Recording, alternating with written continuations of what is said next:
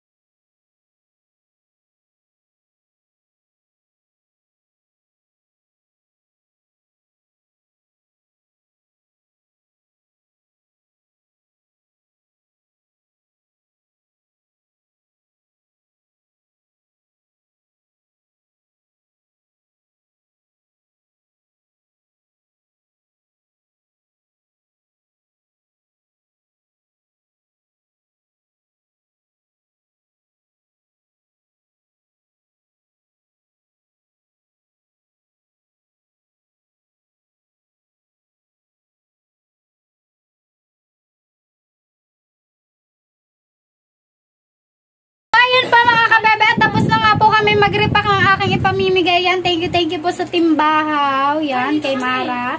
Dito kami. Kay Mabel. Hello po. Thank you po. Ito po yung mga na-repack namin. Yan. Ayan, ayan. At ito po. So, 40 po yan. 40 Bahay. bahay po ang ating mabibigyan at 40 pamilya po ang ating mapapasaya. Ayun po, maraming salamat po kay Sir Trilin Adventure. Ito po yung kanyang YouTube channel.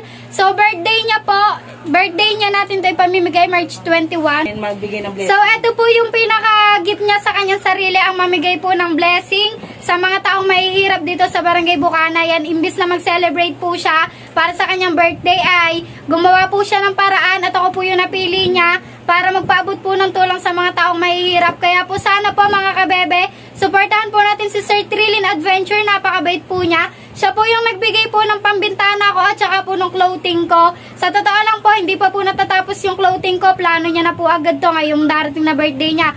Kaya po sana suportahan po natin siya.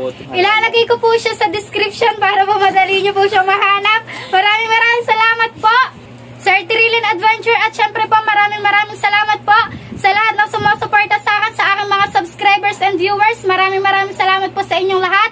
So dito na po nagtatapos ang aking vlog. Sana po nagustuhan nyo.